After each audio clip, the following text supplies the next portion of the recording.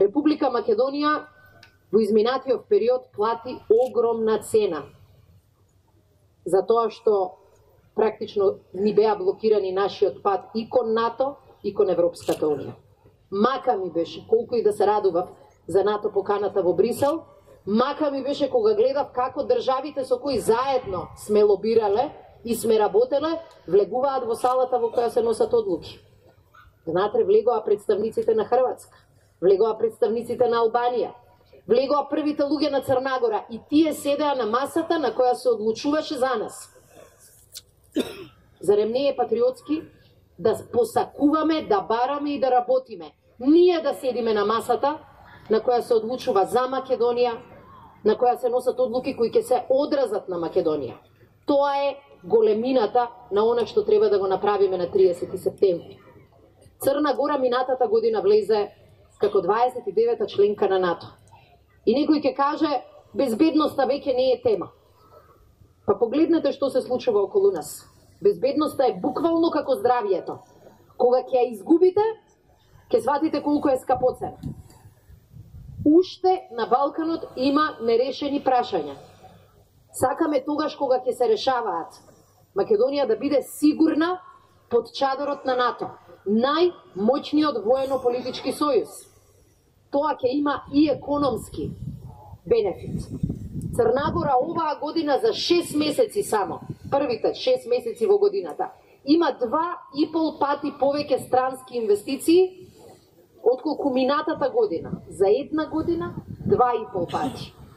Па зарем не е обврска наша да се обидеме тоа да го направиме и за нашата земја?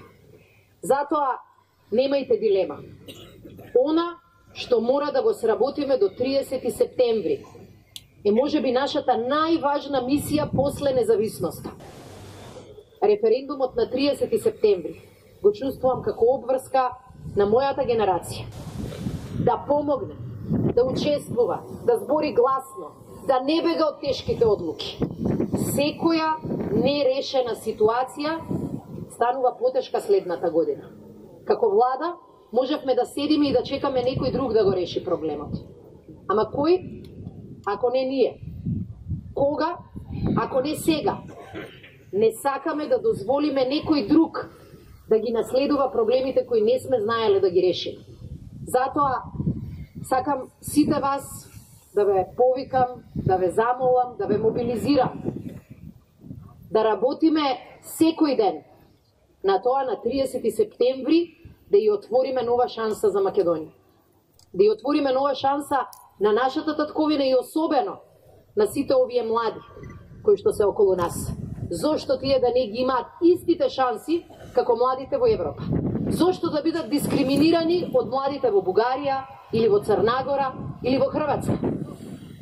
Јас ќе ви кажам дека во целиот овој период Македонија ја изгуби предноста која што ја имаше. И сега ние треба двојно побрзо да одиме за да го надоместиме тоа изгубено време. Меѓутоа убедена сум дека резултатите ќе бидат позитивни за сите. Од една страна можеме да избереме извесна иднина со членство во НАТО, членство во Европската Унија. Од другата страна, дали сте чуле некоја понуда? Дали сте чуле каков е планот на оние кои велат седете си дома? Не сте го чуле планот, бидејќи таков не постои. Никој во овој момент не знае што нуди на луѓето кои ги повикува да останат дома. Она што го слушаме како став од опозицијската партија не е став. Тие велат, ќе ви го соопштиме ставот на денот на референдумот. Тоа е неодговорно. Тоа е неодговорно кон ова знаме, кон оваа земја, кон овие луѓе. Затоа што не е само важно да кажеш против што си. Треба да кажеш за што си. И требаш да кажеш што ќе се случи. Не само после 6 месеци, туку после 6 години. Ние видовме што се случува кога владата не ги решава проблемите. 11 години тапкање во место, тонење во кал. Македонската јавност е заморена од проблеми кои никој не сака да ги реши.